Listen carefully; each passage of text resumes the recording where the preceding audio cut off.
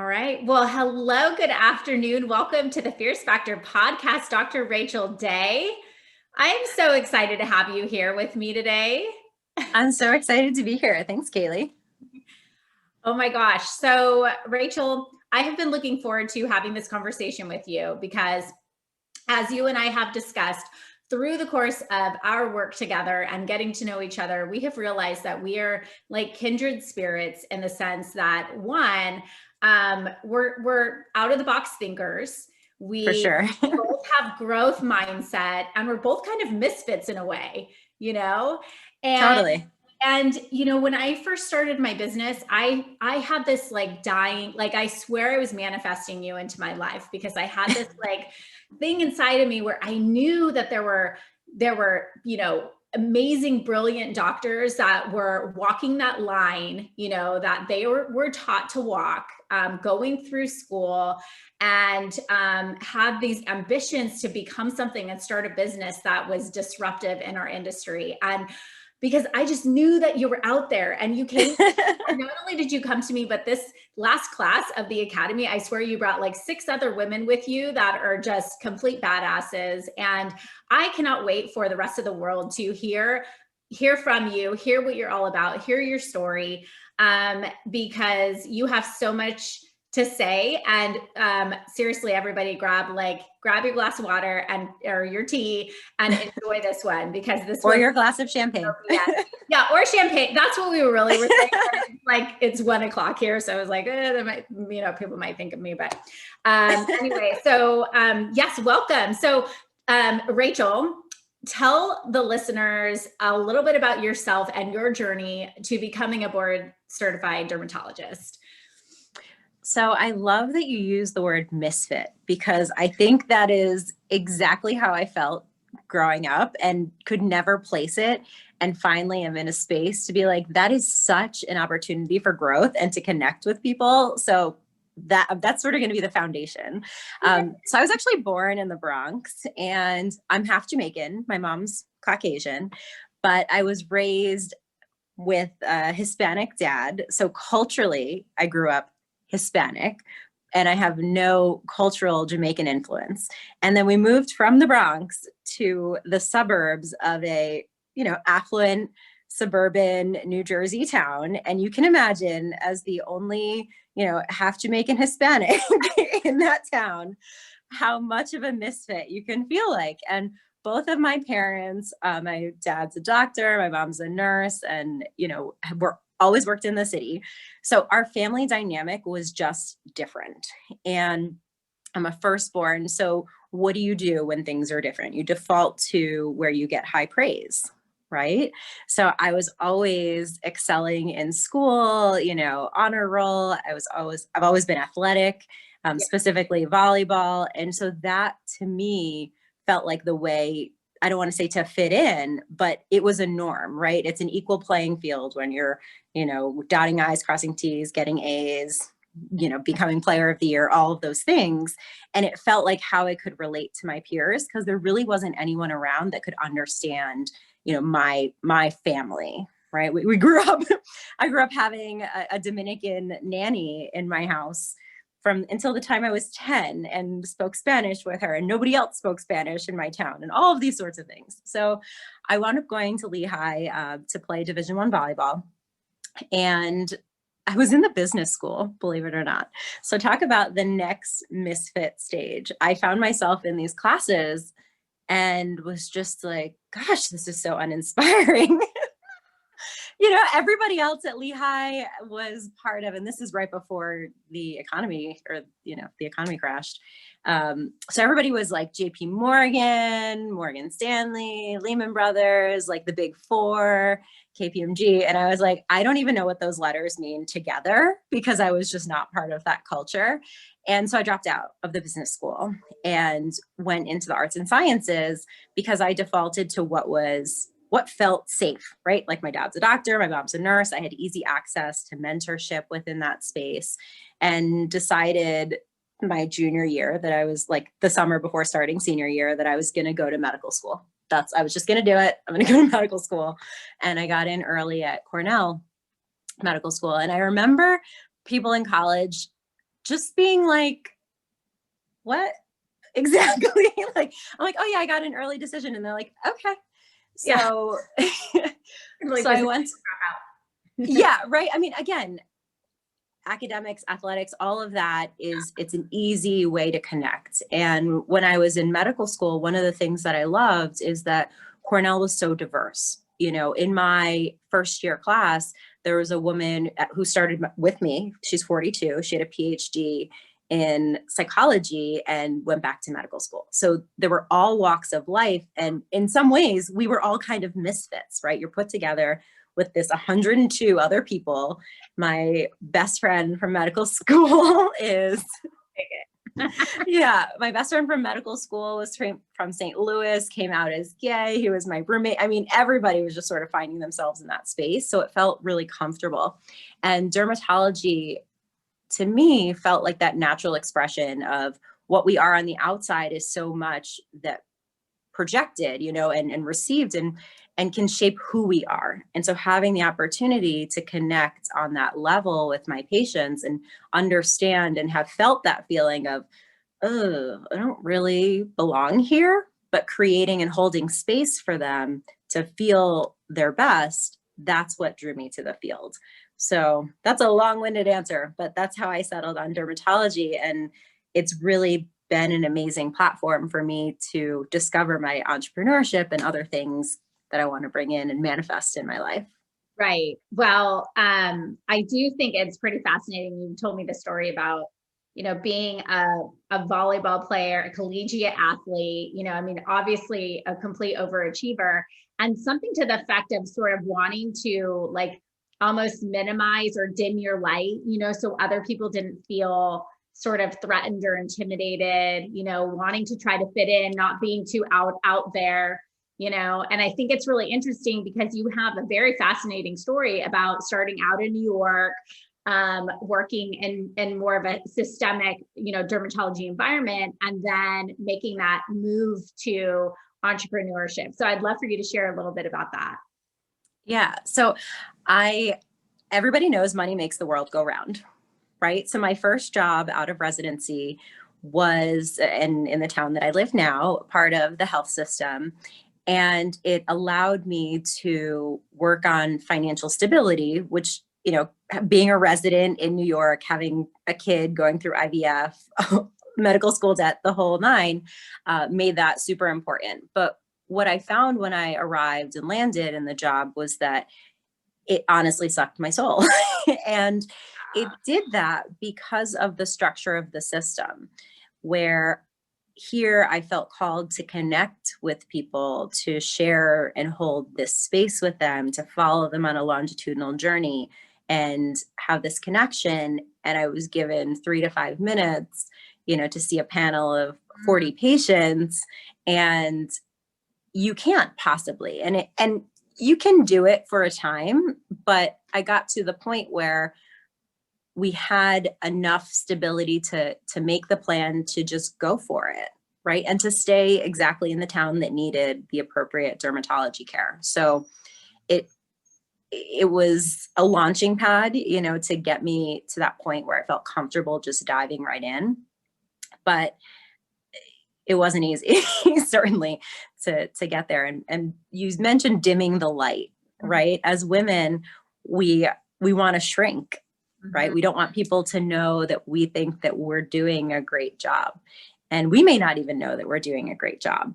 I know you talk a lot about that in the academy in your first module, right? How would you rank your mindset? And if you had asked me that question, 2 years ago, I would have been very, very low on the scale. Honestly, just complete 180 from where I am now. Oh, it's hard to believe. But yeah, I think so. I think that one, we're sort of programmed or taught to act or feel a certain way. And I think like social media contributes to that a little bit, where you sort of see like this templated, okay, this is how I'm supposed to be, right? This is how I'm supposed to act. And so there's no question. And again, like I told you, I knew in my heart and my gut, like, I haven't shared this with a lot of people, but that's really what drove me out of working in corporate America. Was I was told so many times, say it this way, do it this way. This is the way we're going to do it. We have to report this. We have to, I always felt like, why am I being boxed in? You know, Yeah. and I think that other physicians who are on that path, you know, it's important for them to hear from you, because there's probably somebody that's listening to this that's like, hey, I feel like maybe there's something out there that's better for me, and it has the word entrepreneurship attached to it, but that sounds really freaking scary, you know? So one of my favorite questions that you have here is, what are some of the most surprising things you've learned about becoming an entrepreneur? And it took me by surprise, because to answer it honestly, I have to admit to the significant imposter syndrome that I've had through this whole process. And when I look back and I'm like, okay, I made the decision that I was going to, 1, quit my job, 2, open a practice, 3, do it as a cash pay practice in a community where the median income is $53,000 a year, 4, have people tell me that I'm batshit crazy to think that it's going to work. I didn't want to wear the hat, you know, I was just like, yeah, it's like what we're doing. So the biggest lesson is that I am an entrepreneur, right? And it kills me that I'm going to share something with you. It took me until I won. So are you familiar with Sarah Blakely? Oh yeah. Yep. Oh yeah. She's like, one day I'm going to meet her. I'm saying that out loud because yeah, well, you should. And you, so my husband and I took a weekend away, which like had literally never happened since we moved here back in July. And we were listening. He got on this Tony Robbins kick and he was interviewing Sarah Blakely. let's, for the listeners who don't know, Sarah Blakely founded Spanx. And she's the first self-made female billionaire. Oh, I guess mic drop, right? like incredible. She built her company from literally $5,000 and this red backpack that she carries around.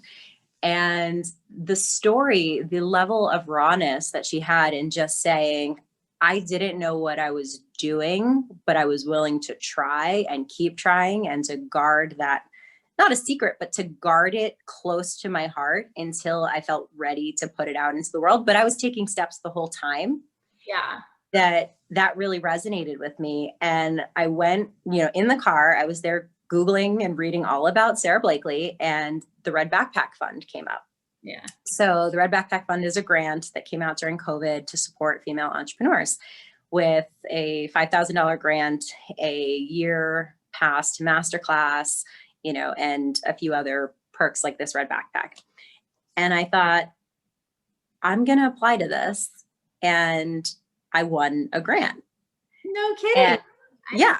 So I was one of the recipients of the Red Backpack Fund, and it triggered something in me that I was like, I shouldn't have needed some external validation to say I'm an entrepreneur. Yeah. Right. It like, I mean, I was just literally thinking that as you were talking, that what we want to wait for someone to tell us like, okay, now you go, now it's okay. You know, and it's like, you have to say it yourself. You have to, and who knows, we'll look at, it'll be like, oh, that bird just flew by. That was my sign, you know, like it'll be a random sign, but it's all internal. It comes within us. Right. I know. And so I was like, so, you know, over the moon about winning this grant, and it was very, very exciting. And I was like, I don't think I was this happy when I finished residency, or like, I don't think I was this happy when I, you know, and I looked and I thought about all these major milestones. And I'm going to share something else, which again makes me feel really sad for that person, that the perfectionist in me. On match day, so my husband was already a resident at NYU. And so for dermatology, it's unheard of, again, that you only apply to like 10 residency spots. And people apply to like some crazy number, like 80 or whatever it is. And I applied to 10, and everybody said, that's like suicide. Why are you going to do that? And I wanted to go to NYU. And Cornell was my second choice. Hopefully nobody from Cornell is listening. But I matched at Cornell. And because it was the first time that I could remember that I did not get what I put out into the world, I did not get out of bed for a week.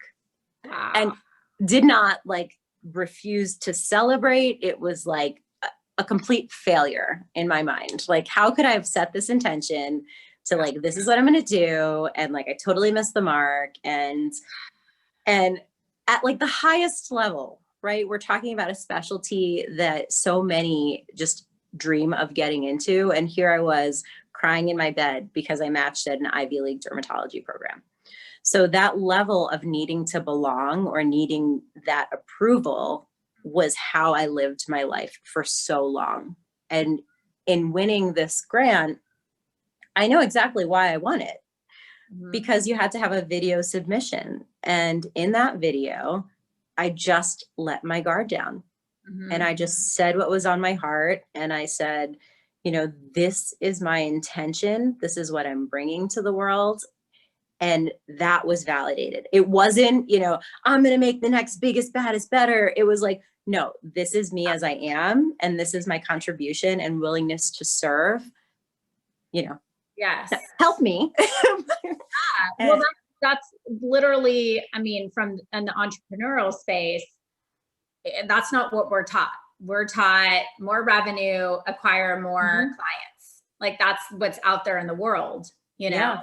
And it's like rare for someone to say, well, no, I actually have, you know, a purpose. And, you know, and I think a lot of people do. I think that they're afraid to echo that because it sounds out of like, maybe it's not in alignment or it's not going to be what's going to make me successful. I need to be focusing on hitting a certain benchmark or certain achievement. And I also think that's part of being conditioned to be excellent, right? Where you're like, yeah, I've got to be a 10 if I'm only an 8 by somebody else's metric. Yeah. Not even your own. No, it's literally, it's sad, but I hope like together, you and I, you know, that's sort of the work that I'm hopeful for us to do is to help spread, you know, this sort of like awareness that you have that little feeling inside of you, you know, you're worth something, you know, you want to do something. It's different than what you're being told you should be doing. It doesn't mean it's worse or better, or it's just what fits you. And that's the light that you need to, you know, explore and expand and, you know, elevate, right? Yeah, absolutely. So tell us a little bit more about what it's like now as a business owner. It's so fun. I've never, it feels shameful that I call what I do work, right? It's just, I have an amazing team that is just ride or die, right? We are kindred in many ways, as you say, and you're part of our team now. But in the beginning, it was my nurse and my scheduler, and they left with me. And I made no guarantees other than I will figure it out if you are willing to go all in with me, right? Like, I will not let you down because I know you are leaving 1, a secure paycheck, 2, benefits, because you believe in what I'm trying to do and this vision that I have in this community that I take care of. Yeah. And we have last month, this, you know, January 2021 was our best month ever. Period. The end. Right. So like year over year revenue, and granted, last January was only my 3rd month in business. We almost 3 timed, you know, what we did, close to 6 figures. And like, that's incredible, you know, amidst a pandemic for a medical based skin health and wellness center that's got a little side hustle as a boutique. So no, I mean, congratulations. You've earned literally every bit of that success. I do want to, though, I think it would be helpful to talk a little bit more about your vision because it's actually something really interesting and unique and it's special. And I believe that has been the catalyst to your success. So OneSkin Dermatology is anchored in 4 core values that, you know, the promises that we give to our community. So number 1 is transparency. In a direct care model, that is king, right? I don't care, and I honestly mean this, if you are coming in for me to check a mole, if you're coming in because you want to talk about acne, or if you're coming in because you want to have like the whole kit and caboodle in the cosmetic spectrum, because you're coming for our expertise and for the relationship. And so being transparent, putting that out there, people know, you know, they're prepared. So we don't even have to talk about money. And I think when you can take money out of it, you just focus on what's in the room and there's no bait and switch. And having that buy-in has been huge in communicating our mission, you know, to the community. The other things is access. So it's pretty hard to see a dermatologist anywhere, but particularly in our community. I'm the only one, so that is helpful. But two, I'm not the only one practicing dermatology. I'm the only dermatologist, but we know that, you know, training is very malleable and everybody or anyone can provide services if they say they provide the services. Mm-hmm. So part of that accessibility is also accountable. We show up for them. So if somebody's coming with a problem, we make sure that our patients are satisfied. And that means sometimes we're learning in ways that we're coming up short and we're asking that question and we're constantly course correcting. And I think having that in real time emotional connectivity with the patient, we build that trust, right? We're nurturing that relationship. So someone who comes in for something medical, I'm not selling to them that they need anything cosmetic. They're coming to me as their trusted partner to get that, you know, very personalized experience. And then we have that longitudinal relationship. So I don't think of myself as a dermatologist, and that's a weird thing to say. I have expertise in dermatology. I'm a physician, and that's one of the tools in my toolbox, right? But if somebody just wants to go and get a skin check, they can go anywhere. If somebody wants to see Rachel Day and be treated at OneSkin Dermatology in our ecosystem, they're going to come here, right? I love that. It's just, you have to decide on what level are you competing with, right? If you have a soda pop company, and I'm using the word pop because I think it's important, are you going to put up billboards to compete with Coca-Cola? No. The people that want Coca-Cola, they're going to go and find it, and they're going to use the Coca-Cola stock images. If you want to have pop that you can only get from that one place because you love the way that it pops or the way it makes you feel or the experience that you have, or that they just know your name when you come in. It's like, right? It's like, it's just a totally different mindset. And you're not taught that in medicine, particularly in academic medicine, right? Because everybody in every single academic department is hiding behind the credentials that were built by someone else. Yeah. I didn't build Cornell's name, right? I benefit from it, but I didn't get to help to decide what the culture of Cornell is. Same thing with aesthetics, right? Like, I didn't create Botox. I actually don't carry any Allergan products, but I'm not going to promote that I am, you know, a Botox provider. I can make a very, I'm a skin health and wellness, right? So if part of your plan includes a neurotoxin, I'm going to make sure that you have the result that you want. Yes. It doesn't matter what I'm using. Oh, right? Yes. All of the things. Totally. No, totally. I think you've sort of intuitively discovered this, you know, and felt confidence to be able to really sell yourself or to market yourself as an individual. I mean, I remember when you and I were talking early on and you were like, I do not want to be clumped into this, like, you're, you know, build my aesthetic business like a cookie cutter, you know? And I'm like, don't worry about that. That is not what I'm going to ask you to do. But I think that, again, that lends itself back to, we naturally tend to assimilate to what we see out there and what we think is maybe working for other people. And I think that it's an important message for you to be able to say that I did it my way and I've been successful doing it my way. And not only has it been a fruitful, financial venture for me, but it's filling my soul. I'm being true to myself, you know? So let's talk about your other ventures as well. Yeah. So then the boutique came. Yeah. Yeah. So and we've talked about this, I consider myself a creative, right?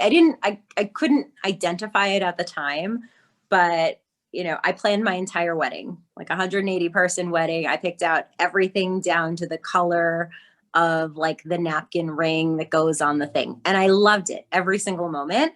And I did it during my third year surgery clerkship and got married like that next, weekend. And then I had to go back for the next one. But that attention to detail, that caring about the experience that people are having is huge. And so when I built out my space, it's 2,700 square feet. So I've got like 7 treatment rooms and, a couple other spaces. I knew that I wanted to have retail that wasn't like skincare, like something that was fun and designy. But I filled up pretty quickly. And so when I had in September, right on Main Street, there was a space that became vacant for rent. And I was like, this is it. I have to be there. I need a space where I can just constantly turn it over and design and pick things and host and have events and weave it into the lifestyle portion of OneSkin, right? Like it's totally on brand, it's on mission. Yes. One of our last core value is community, right? So we need to be in the heart of the community, and that's downtown. Yes. And it's, everything is experiential.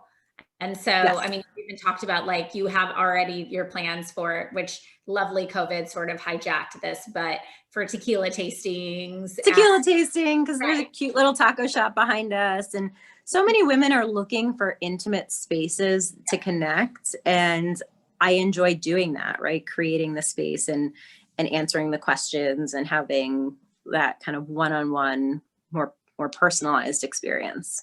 Yes. So, as obviously we heard you already told us you've had an incredible year last year. I mean, many businesses sort of plateaued a little unnaturally, right? What do you attribute your success to in terms of being able to really thrive through COVID? I think in a lot of ways, COVID will define, I mean, everyone's practice, but for me, I literally ran out of my previous job into my practice full steam, right? Like didn't have a minute to think, breathe, strategize. And so in the beginning, I was doing all the things that are opposite of what I'm talking about right now, right? I let companies get in my head that I'm supposed to, this is the way you do it. This is the way you get busy. And it wasn't working for me. And so I made the commitment in March, actually late February, that I wanted to invest in someone to help develop my social media presence and really help me find my voice. And then I had signed, inked the contract. And then come March, I'm just like, after 3 weeks of not being in the office, I'm going to do it. Because if I keep giving myself a reason to not invest in personal development, there's always going to be a reason. And that's the opposite of an abundance mindset, right? So I wasn't there yet. And what I found is that people, they like me. They really like me. I mean, I feel like I'm joking only a little bit, but that the more that I could just be myself, the more that I saw that give back to my practice, right? And give back to the other things and really defining who is it that I want to be. And I think if I hadn't had that forced pause to have to make a decision, and take action to do it and to follow through on an intention that I had, even when the money wasn't apparent that I had it, right? I had literally just started paying myself like a little bit. And then it was like, well, what am I doing here? Right? Like my husband and I have to say that everything I can do it because I have a partner that is committed to having a partner that feels fulfilled in all aspects. And that's, I have to give Mike a huge shout out because, he has his own big things going on and he doesn't make me feel anything but, entitled to have my big things going on. So That is huge. But as a defining space, being forced to stop and be intentional and commit to myself, right? Not just go through the motions. And that's, deciding to do the Pop Academy. I literally woke up one day and I was just like, I have to do this, right? Like I am like ready, and I'm the only one that's holding myself back. So what do I have to lose? Like, if people will go and buy $100,000 laser, they have no idea, right? All these people trying to sell cool sculpting right now. I mean, Right. right? Like buy these handles and this and marketing. It's like, buy something that 100% you will get return on that investment yourself. Yes. So you absolutely can't lose. And the next step, once I finally decided that I was an entrepreneur, because somebody else had validated that for me, and I look back and think, going forward, I'm going to release that need to be validated, but just going for it, because and if you let your imposter syndrome, and I've named mine, which I will be sharing on the Raw Skin Pod, because that's another thing that's in the mix, is the podcast. Yes. That'll be dropping in the next month or so, is really digging into what holds us back, right? As women, particularly in medicine, there are structures that require like completely giving up your agency, and then you get tossed out into the world and you're expected to know how to utilize it again. Like no way, right? You can't spend 4 to like 7 years if you're like a facial plastics, right? For example, just handing it over and then be handed it back and think that you have the skill set and the mindset to know what you want. You couldn't possibly know what you want. And so taking that time to really cultivate and develop those skills, I think, has been probably the greatest key to feeling like I'm being a success, because I feel like a complete person. And with that, the money comes. Yeah. Well, it's almost like, deciding to go on a journey of exploring yourself and challenging yourself and becoming, and, this is certainly something, and someone at your level, like usually to get to, to go from like, okay, I have a decently successful business, to like, okay, now this is we're building something here, and multiple employees. I mean, you're responsible for employing for the livelihood of many other people. You're building presence in your community. It takes personal development. It takes growth internally for you to be able to open yourself up to that level of abundance. It really does. So what, you make it sound like, okay, just push past the fear, like, develop yourself, explore, go after it. You just have this sort of unapologetic ambition. And there's something about you, like every time I talk to you, you mentioned the podcast. So I want to talk more about that too. But every time I talk to you, you're like, okay, I've got this idea. How does this fit into like let's put it in its little puzzle piece here, but you're all constantly creating, but a lot of people bring ideas, but you're like, okay, here's the outline, here it is, here's this, here's that. No, this week I get a podcast intro, right? And so, I mean, what about that growth mindset? I mean, what inspires you to constantly develop and invest more into yourself and into your community? So honestly, my children, and it's that if I am not where I need to be in that mindset, I know that I am not giving them what I believe they deserve, which is a complete mother. Right. Yeah. And I say that again, because I had a challenging childhood, and I sort of started parenthood by thinking, okay, I have to be perfect, right? I have to do the perfect, like the 2 little red hens birthday cake in New York. And like, I got 2 of them because of how many people had to be at the first birthday party. And ultimately, at the end of the day, you just got to show up and listen, right? If you are there and hold your children's space and really give them that attention, that's what drives me. And to be able to do that, I need to be able to not exchange my time for money. Mm-hmm. I'm going to say that again. I need to be able to not directly exchange my time for money. Mm-hmm. And that's part of that abundance mindset, is that I see where I want to be and I understand what it is I need to be doing to allow me to be the complete person that I want to be. And it's not about a certain amount of money. It's what is enough to allow me to say, you know what, I'm just going to take this time away, and I'm truly away because I know the systems are in place and I don't have to worry about paying, whatever or what's coming in. It's that I can truly disconnect. So right now I'm sort of in an accelerated phase, as you know, putting these things together, but I see them each bearing fruit, and that's really fun for me. Yeah.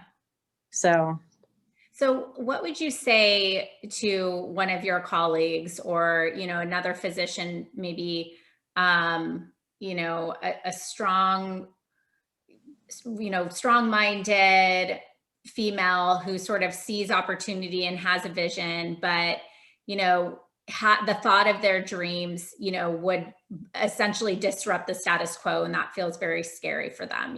What would you say to that woman?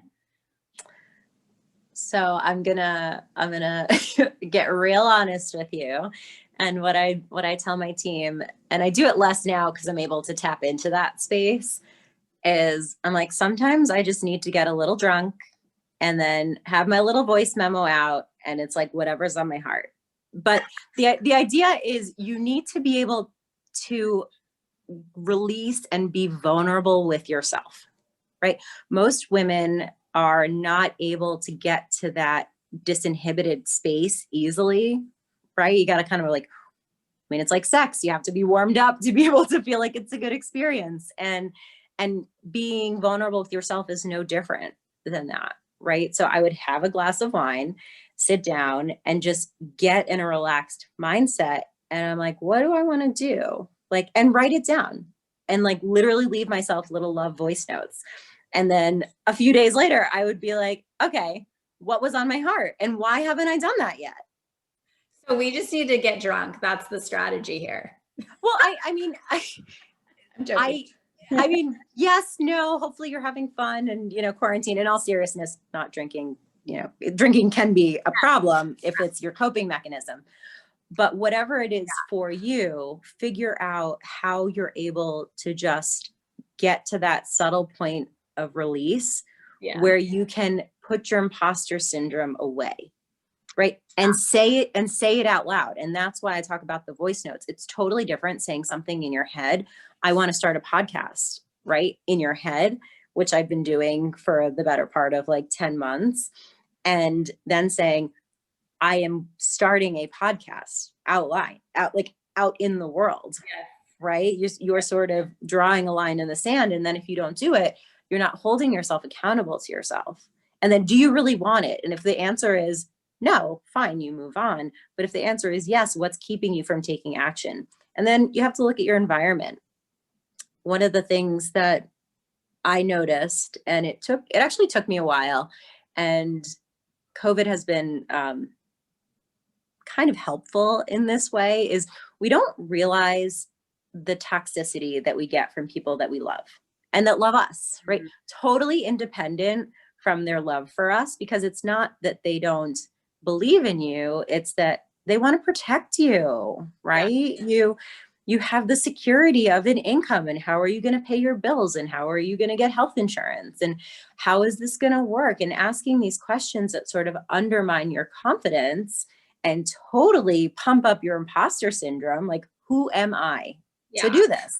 Right. Who am I to do this? And I found that I had a few particular people in my life like that I just have decided that, similar to what Sarah Blakely did, you just don't share that part, right? Like, you can still connect and love on them and be loved by them, but there are certain things that are sort of a no-fly zone. And so I have that with certain people. You're just not allowed to hear my dreams out loud, because the energy that I get back from you, it's going to keep me from wanting to manifest them. I agree. I have the same in my life too. I mean, I honestly, and sometimes, and that's why I work with a business coach as well. You know, you want someone to think bigger than you could even think for yourself in some cases. You know, you're like, okay, I need somebody who's going to hear me out and not rationalize or not take me back to that. Okay. You know, I mean, a little within reason. A little. How Well, do we I do guess, that? You know, it's more yeah. about, okay, how do we make that happen? You know, before we wrap up, do you want to tell us a little bit more about the raw skin pod, or do you want to sort of save that for? I want to share because I'm so excited about it. So the Raw Skin Pod is a podcast for women in medicine where we basically work on the mindset, right? How do you get, we're not going to be drinking wine every episode, but how do you get into that mindset and build yourself up to understand what is it that you truly want out of your life, right? Like 360. How does the practice of medicine contribute in a joyful way? Because if you're hanging your hat on, and I'm going to say, emergency medicine, if you show up every day for shift work and there's someone else who suddenly can take your shifts, like we're seeing in whole health systems are switching out who's in the emergency room, right? And that's why I'm using that as an example. If your entire identity is wrapped up in your ability to be that person, your ship is sunk, right? Because you're the joy that you derive from the practice of medicine, you're not doing it on your own terms. Now, can that be part of your picture? Yeah, but what are the other aspects of yourself and what do you enjoy about your practice that you can build and make your own? Right. So the ecosystem that you talked about. Correct. And it's all checks and balances. So getting, raw, being really vulnerable about the challenges that I've had, the supports that I've had, and where I've learned this mindset that I carry and continue to work on. But especially for young female physicians and medical students specifically, that you don't necessarily see the mentors. You're not looking at somebody who looks like you. Never at one point in my training of dermatology did I, on a very routine and regular basis, see someone that looked like me. And I think that had I been exposed to that level of diversity, and this is even in New York City, right? We're talking about one of the most diverse cities in the world, that I did not see a, biracial woman who was practicing at a high level in academia that I could go and say, are you having these challenges? This is how I'm feeling. I feel like I don't get respect because of these reasons. I feel like, my colleagues think a certain way. I feel like because I'm a mother, I'm treated a certain way that's different, and working through that. So it's an exciting time. I'm really excited to share that with everyone. But incredible. Well, I'm so excited for you. So final question I ask all of my listeners, what does having the fierce factor mean to you? So I'm going to take a page out of your book, but going all in, it's like, what do you have? Clipping the line, just snipping the security blanket, taking it off, swimming in the middle of the ocean. It means having enough confidence and trust in yourself that you will figure it out. I love that. You've done an incredible, I'm so impressed by the work that you've put into your business and your life this last year. It's been a pleasure working with you, but I'm super excited to see not only the woman that you'll continue to blossom into, but all of the other women that are going to be impacted by the work that you're doing. It's just so needed. And I'm so excited to be a part of this journey with you. And thank you for being here today and sharing all of this with us. Well, thank you. This is like a little bit of a dream come true. So no. But do you have any final thoughts that you want to share for the Fierce Factor listeners? And then finally, what's the best way for them to connect with you or send you a note if they heard this podcast and want to kind of send you a shout out? Yeah. So final thoughts for the Fear Factor podcast listeners is, if you've been listening for a while, and you've not been a part of Kaylee's Facebook group or done anything else, Kaylee is hands down in the last 3 months just supercharged my entrepreneurial engine. And what are you waiting for? You know, again, nobody's going to give you permission to manifest. You have to take action, and sometimes that's messy action, but you have to take the steps. So that's number one. If you are looking to connect with me, you can find me at Love My OneSkin on Instagram. You can find our retail shop at Good Life Apothecary, and learn more about my practice, OneSkin Dermatology in Chambersburg, Pennsylvania at oneskinderm.com. Awesome. And I'll put these all in the show notes. So if any of you are listening, you can scroll down and just click away if you haven't already. Okay, Rachel, you have been phenomenal, and I so appreciate it. Thank you so much. And I will see you on the other side. All right. Thanks, Kaylee. Bye-bye.